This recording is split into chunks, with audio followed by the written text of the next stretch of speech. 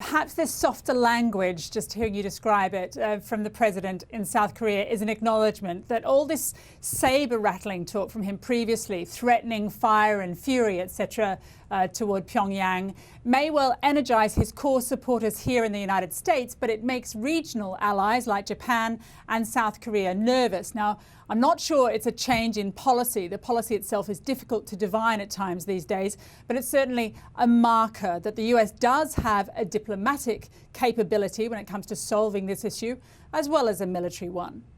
I think we're showing great strength. I think they understand we have unparalleled strength.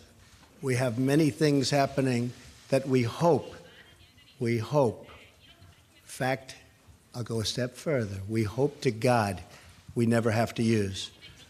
With that being said, I really believe that it makes sense for North Korea to come to the table and to make a deal that's good for the people of North Korea and the people of the world. Now, as you might expect, there is some nervousness here in the United States as this presidential tour of Asia swings into a new phase. President Trump travels to China from South Korea later tonight. But unlike previous presidential tours, he's making his rounds in a volatile region with very little backup, particularly from the place that used to drive America's foreign policy, the State Department, thanks in large part to a kind of hollowing out of that department. So what are the implications? When Donald Trump left the White House last week aboard Marine One to begin his journey to Asia, he flew off to shore up allies against North Korea and face down his arch nemesis in Pyongyang. But what's the plan? How well prepared was the leader of the free world for his mission, this president who does diplomacy on a hair trigger? The sense that I get is they're doing everything on the fly. Whenever he travels abroad or whenever he has any diplomatic engagement, it is a hold your breath moment. And this is 14 days of holding our breath, and hopefully we're, can come out at the end of that. It's been said for many years that keeping our adversaries off balance is a good thing, and I couldn't agree more. The question is, are we keeping them off balance because we are keeping our strategy to ourselves, or because we have no idea what the hell it is we're doing? Ever since his election, the president's setting for North Korea had been to threaten, bully and stare down Pyongyang, sometimes sounding more Kim Jong-un than Kim Jong-un himself. They will be met with fire, fury, and frankly power, the likes of which this world has never seen before.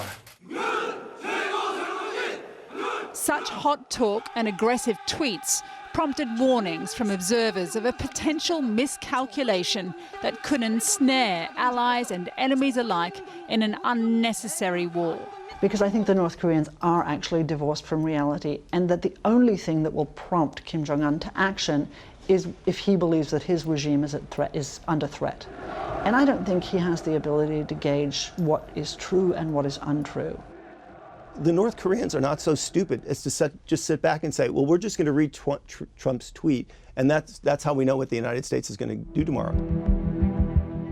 Foreign service officers and specialists represent America abroad. Who does know what the United States is going to do tomorrow? Well, that used to be the business of the State Department. To promote America's values, interests, and security. But the president has handed his Secretary of State a sledgehammer to deal with the department meant to manage America's foreign affairs. I will deploy the talent and resources of the State Department in the most efficient ways possible. That may entail making some changes to how things are traditionally done in this department. Under Rex Tillerson, there are gaping holes at the very top of the Department of State, and scores of ambassadors haven't been appointed. With the challenges that we face, that just enhances the risk. Worst case scenario is we have unnecessary wars, we have incidents where people are hurt as a result of a failure of our government to be managing a really complicated world as effectively as possible. We don't have an Assistant Secretary of State for East Asia and the Pacific, and we don't have an ambassador in South Korea. So who's managing everything vis-a-vis China and North Korea? Who's dealing with what's happening and the concerns of our Japanese allies? Who is managing what's happening in the South China Sea? It can't all be managed by the military because it's not solely a military problem. Here in the diplomatic quarter in Washington, D.C., on Embassy Row, as it's called, foreign diplomats have told me that where they used to go to the State Department first to lobby the U.S. administration, these days not so much. Instead, they'll go to the National Security Council or straight to the Pentagon. One ex-State Department official says those who are still there tell him Rex Tillerson's cuts are having a devastating effect. He's effectively breaking the institution, both by crushing morale, by having people leaving, but also by not utilizing it in the effective way. It's just far less bustling. This hit me viscerally when I went back in July, when you could just see the deconstruction that was happening. The Afghanistan and Pakistan office was being completely taken apart effectively. It creates a great sense of unease. What's changed is we're actually pushing more power and authority to the regional desks and the functional desks and to the embassies in the field, who are the people that are actually doing the statecraft. And I actually think many people will actually be pleased with what happens. So a lot of this is just kind of the hand-wringing of the unknown.